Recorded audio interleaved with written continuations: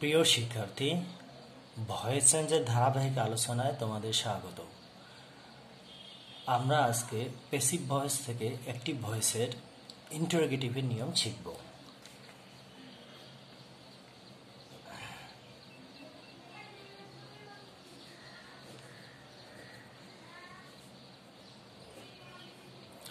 তো তোমরা জানো যে ইন্টারোগেটিভ সেন্টেন্সগুলোকে আমরা সাধারণত দুটি ভাগে ভাগ করেছি।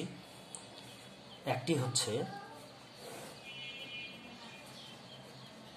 ট্যাগ এবং অন্যটি ডাব্লিউএস। তোমরা ট্যাগ এবং ডাব্লিউএস জানো।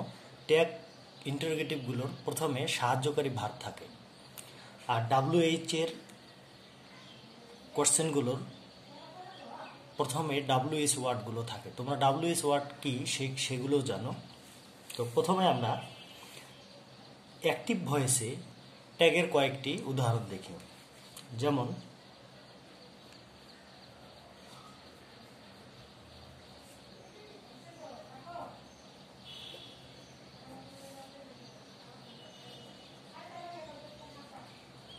ডু ইউ ওয়ান্ট দিস, এখানে কিন্তু এই যে ডু, এটা হলো সাহায্যকারী ভার্ব। এই সাহায্যকারী ভার্বটা সেন্টেন্সের প্রথমে থাকবে। আর ডাব্লিউএইচ এর বেলায়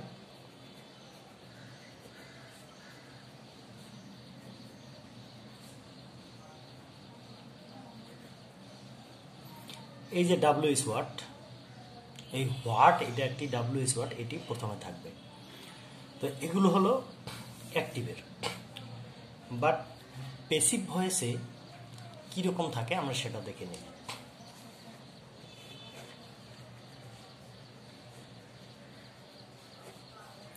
তো প্যাসিভ ভয়েসে ডাব্লিউএস ওয়ার্ডের যেটা নিয়ম, সেটা ডাব্লিউএস ওয়ার্ড প্রথমেই থাকে, আর ট্যাগের বেলায় বি ভার্বটি প্রথমে থাকে। তো খেয়াল করো, যেমন প্রথমে একটি ট্যাগের উদাহরণ দেই।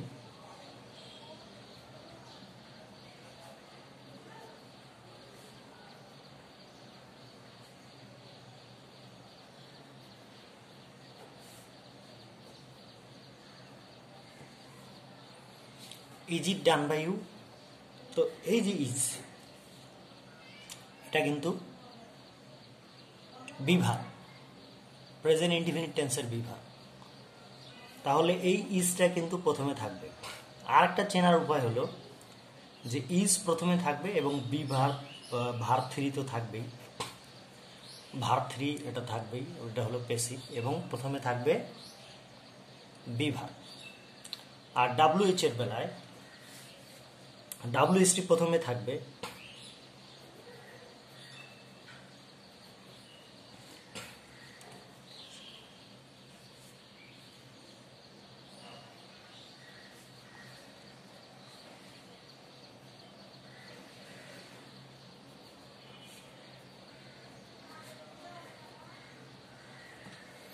ডাব্লিউএস ওয়ার্ডটি প্রথমে থাকবে এবং এর পরে বি ভার্ব থাকবে। আশা করি তোমরা বিষয়টি বুঝতে পেরেছ। তো আমরা এই যে প্যাসিভ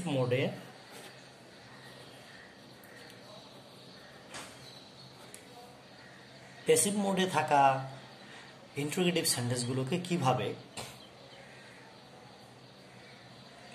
অ্যাক্টিভ ভয়েসে আনতে পারি সেটা দেখব। তো ইন্টারোগেটিভ সেন্টেন্সগুলো আবার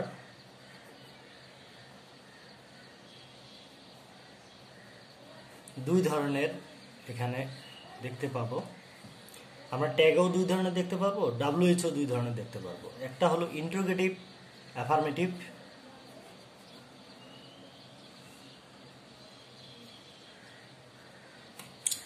আরেকটা হলো ইন্টারোগেটিভ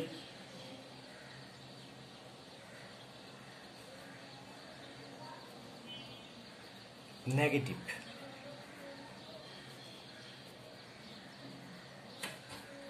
তো প্রথমে আবার আমরা ট্যাগ প্রশ্নের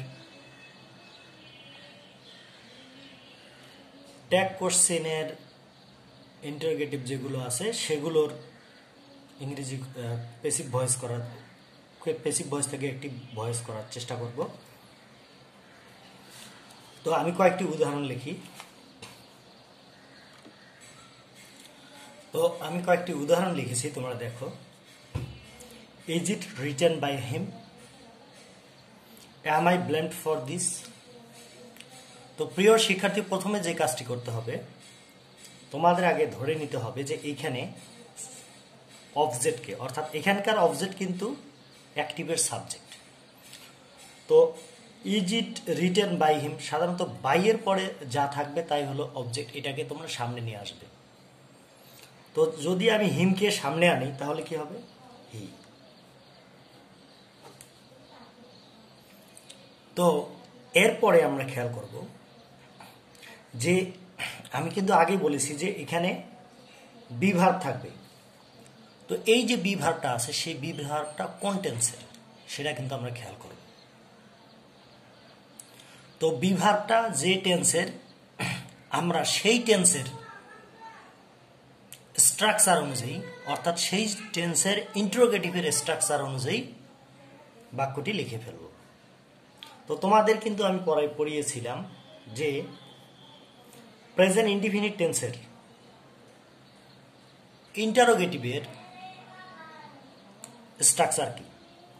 তো সেই স্ট্রাকচারটা আমরা আগে জেনে নিব। যার যার জানা নেই সে আমি লিখে দিচ্ছি, পড়ে নিবা। আর যার জানা আছে তোমরা টেন্সের শিটগুলো আবার ভালো করে দেখতে পারো, দেখলে সেখানে ইন্টারোগেটিভের নিয়ম পাবে, অথবা আমার ভিডিও আছে ইন্টারোগেটিভ সেন্টেন্সের উপরে, সেই ভিডিওগুলো দেখে নিতে পারো। তো এটা হলো প্রেজেন্ট ইনডিফিনিট টেন্স। তো প্রেজেন্ট ইনডিফিনিট টেন্সের ইন্টারোগেটিভের স্ট্রাকচারটা কি? তো প্রিয় শিক্ষার্থী, প্রেজেন্ট ইনডিফিনিট টেন্সের ইন্টারোগেটিভ এর স্ট্রাকচারটা দেখে নাও। প্রথমে ডু বা ডাজ বসবে, তারপরে সাবজেক্ট বসবে, তারপরে ভার্বের প্রেজেন্ট ফর্ম বসবে, তারপরে অবজেক্ট, তারপরে এক্সটেনশন যদি থাকে, তারপরে এই প্রশ্নবোধক চিহ্ন দিয়ে বাক্য শেষ করব। তো এই স্ট্রাকচারটা, এটা হলো অ্যাক্টিভ মোডের স্ট্রাকচার, অর্থাৎ যেটা তোমরা টেন্স পড়ার সময় তোমরা পড়েছো। তাহলে এই স্ট্রাকচারটা ফলো করে আমরা এখানে লিখব। তাহলে আমাদের প্রথম কাজ হলো এই অবজেক্টকে সাবজেক্ট বানানো, এরপরের কাজ হলো টেন্স চিহ্নিত করা, এটা কোন টেন্স। তারপরের কাজ হলো টেন্সের গঠন প্রণালী অনুযায়ী সেন্টেন্সটি কনভার্ট করা। তো এখানে দেখতে পাচ্ছ প্রথমে আমাদের আছে ডু অথবা ডাজ। তো তোমরা নিশ্চয়ই জানো ডাজ কোথায় বসে। ডাজ হলো থার্ড পারসন সিঙ্গুলার নাম্বার হলে ডাজ বসে। তাহলে আমরা এখন দেখতে পাচ্ছি হি, এটা কিন্তু থার্ড পারসন সিঙ্গুলার নাম্বার, অর্থাৎ আই ছাড়া একজন। তাহলে আমরা এখানে কিন্তু প্রথমে ডাজ বসাবো। তাহলে প্রথমে আমরা কি কাজ করব? ডাজ বসাবো। ডাজ বসানোর পরে এই যে আমরা অবজেক্টকে সাবজেক্ট বানিয়েছিলাম সেটা লিখব।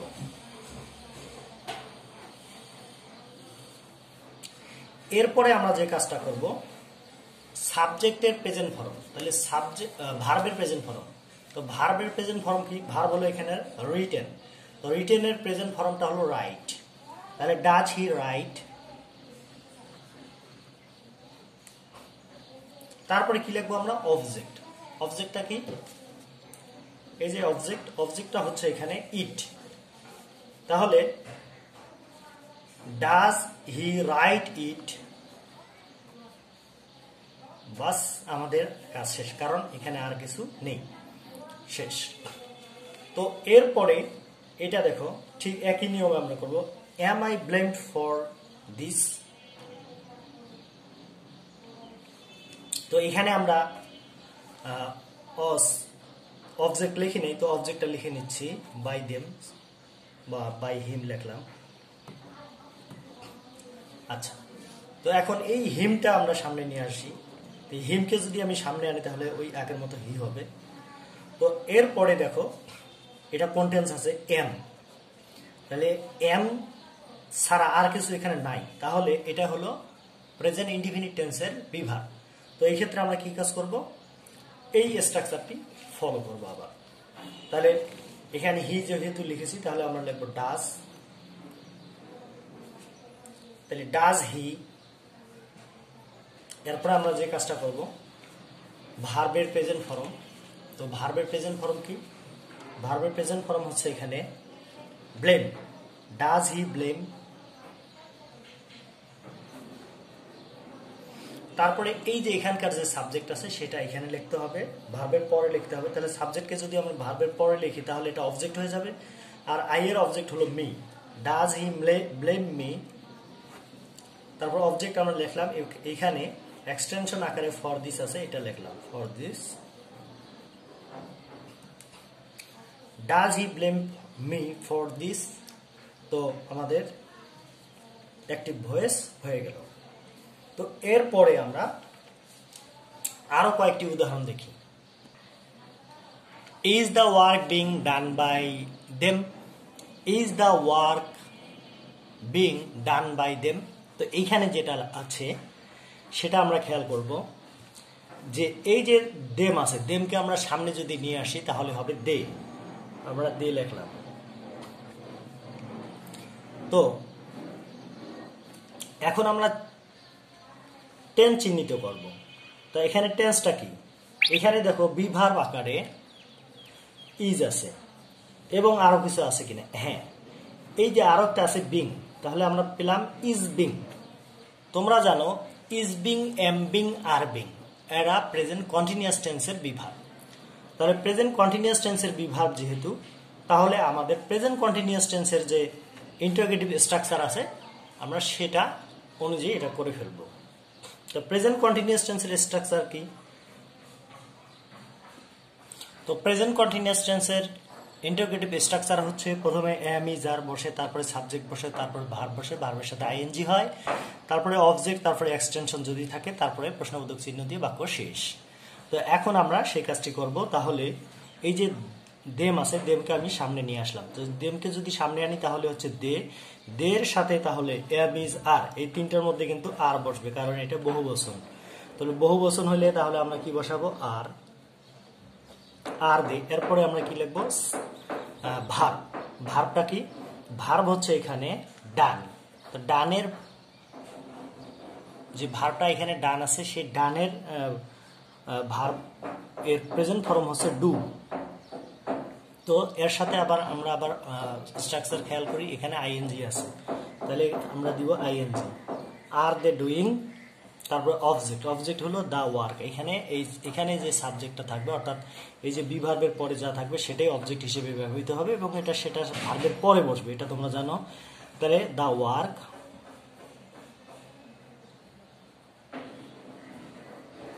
তো এখানে এক্সটেনশন আর কিছু নাই, সো আমরা এখন প্রশ্নবোধক চিহ্ন দিয়ে বাক্য শেষ করে ফেলব। তো বন্ধুরা আশা করি তোমরা এটি বুঝতে পেরেছো। এরপরে আমরা পরেরটিতে যাই। Have the students been taught by them, by the teacher? Have the students been taught by the teacher? তাহলে এটা আমরা কিভাবে করব? তো এখন আমরা যে কাজটা করব, বাই দ্য টিচার, এটা হলো আমাদের অবজেক্ট, কিন্তু এটাকে আমরা সামনে নিয়ে আসবো, এটা সাবজেক্ট হয়ে যাবে। তাহলে এটা সাবজেক্ট যদি হয় তাহলে এটা আমরা যা আছে তাই লিখবো। তো এর আগে আমাদের একটা কাজ করতে হবে, দ্য টিচার, এটা আমি এখানে লিখে রাখলাম। এরপরে আমাদের কাজ হলো যে এইখানে টেন্স কি আছে সেটা খুঁজে বের করা। তো টেন্স এখানে আমরা দেখতে পাচ্ছি হ্যাভ আছে, বি ভার্ব দেখতে পাচ্ছি হ্যাভ আছে এবং বিন আছে, তার মানে হ্যাভ বিন। হ্যাভ বিন হলো এখানে বি ভার্ব। তাহলে হ্যাভ বিন এবং হ্যাজ বিন তোমরা জানো এটা হলো প্রেজেন্ট পারফেক্ট টেন্সের বি ভার্ব। তাহলে আমরা বলতে পারছি যে এই যে এই প্যাসিভ মোডটি প্রেজেন্ট পারফেক্ট টেন্সে আছে। তাহলে আমাদের প্রেজেন্ট পারফেক্ট টেন্সের স্ট্রাকচারটা জানা দরকার, যেটা ইন্টারোগেটিভের স্ট্রাকচার সেটা আমরা তাহলে কিভাবে জানবো, এটা তোমরা টেন্সের শীট থেকে জেনে নিতে পারো, অথবা যারা জানো তারা তো জানোই, মুখস্থ করে রেখেছো, আর যারা জানো না তাদের জন্য আমি আবার লিখে দিচ্ছি। তাহলে প্রেজেন্ট পারফেক্ট টেন্স,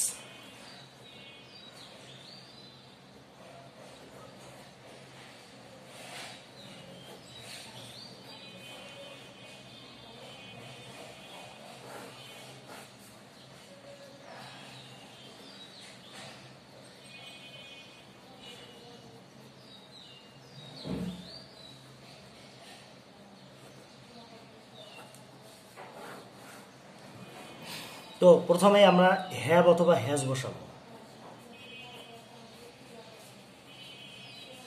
এরপরে আমরা সাবজেক্ট বসাবো,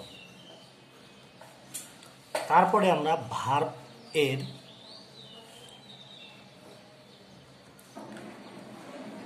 পিপি ফর্ম মানে পাস্ট পার্টিসিপল ফর্ম বসাবো, তারপরে অবজেক্ট বসাবো, তারপরে এক্সটেনশন যদি থাকে বসাবো, তারপরে এই চিহ্ন দিয়ে বাক্য শেষ করব। তাহলে এখন আমরা এই কাজটা করি এখানে। তো এখন এখানে আমরা দেখতে পাচ্ছি দ্য টিচার, দ্য টিচার, তাহলে একজন টিচারের কথা কিন্তু এখানে বলা আছে। তাহলে এই যে হ্যাভ এবং হ্যাজ, তোমরা জানো হ্যাভ বসে প্লুরাল হলে এবং আই হলে, আর হ্যাজ বসে থার্ড পারসন সিঙ্গুলার হলে। তাহলে যেহেতু একজন টিচার, তাহলে এখানে হ্যাজ হবে,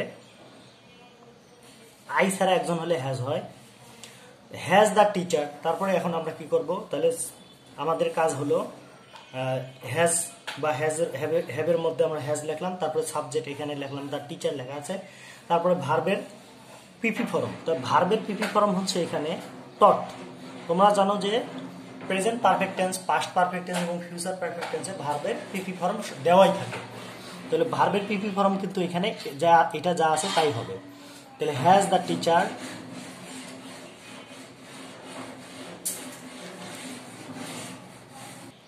তাহলে আমরা এইখানে এই যে টট বসাইলাম, বসানোর পরে এই যে ভার্বের পরে আবার এই যে সাবজেক্টটা আছে, সাবজেক্টকে আমরা অবজেক্ট করব, ভার্বের পরে বসাবো। তাহলে has the teacher taught the students. আশা করি তোমরা এটা বুঝতে পেরেছ।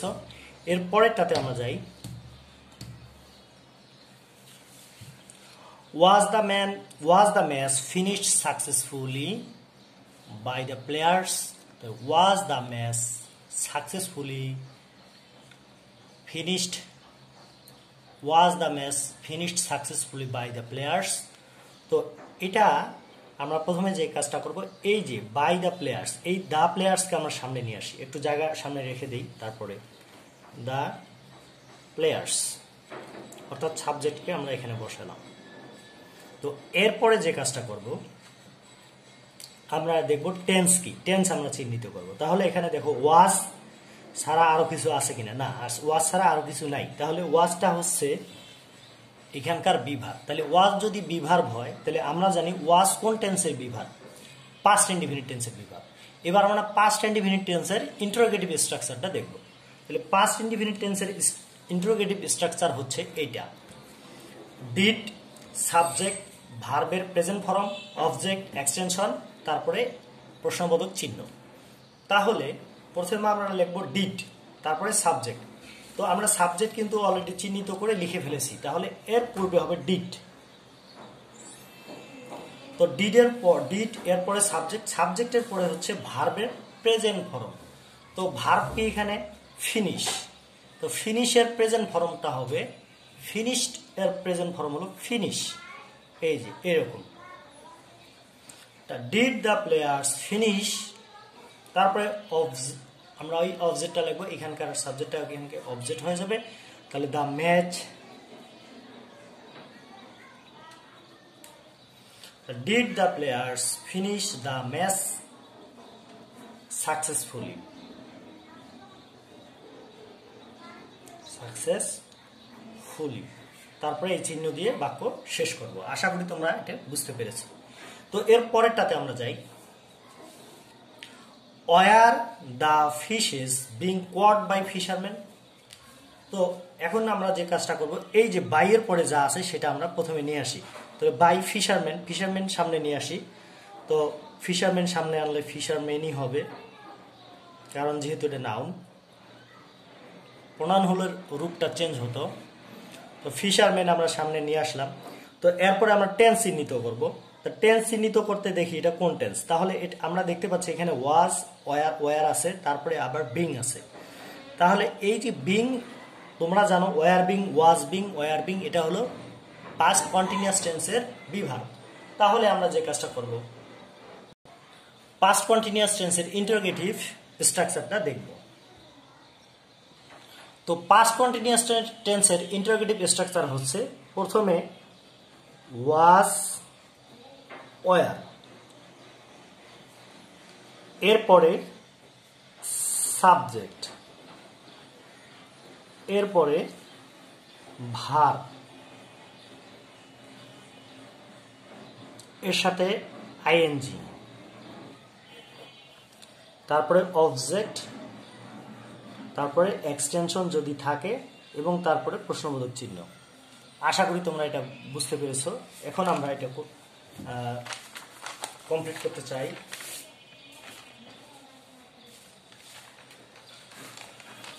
তো এখন আমরা যে কাজটা করব,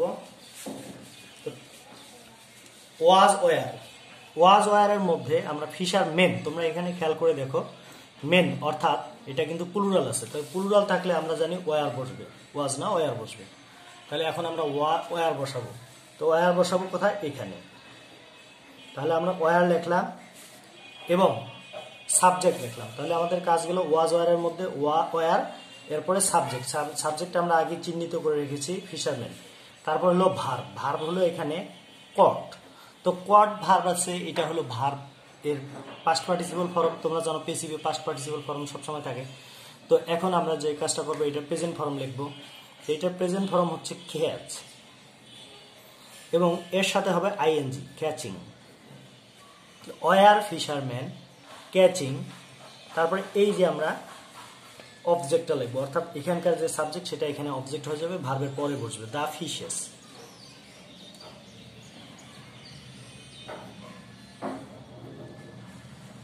ফিশেস, তাহলে were the fisherman catching the fish, এখানে আর কিছু নাই, অর্থাৎ এক্সটেনশন নেই। এখন আমরা প্রশ্নবোধক চিহ্ন দিয়ে বাক্য শেষ করব। তো এর পরের উদাহরণে আমরা যাচ্ছি, had the math been done by Rana. তো এই কাজটা আমরা করি, প্রথমে সাবজেক্টকে সামনে নিয়ে আসি, রানা। এরপরে দেখবো আমরা এটা কন্টেন্স আছে, হ্যাড আছে, হ্যাডের পরে আছে বিন। তাহলে তোমরা জানো হ্যাড বিন হলো পাস্ট পারফেক্ট টেন্সের বিভাগ। তো আমরা পাস্ট পারফেক্ট টেন্সের ইন্টারোগেটিভ স্ট্রাকচারটা দেখি।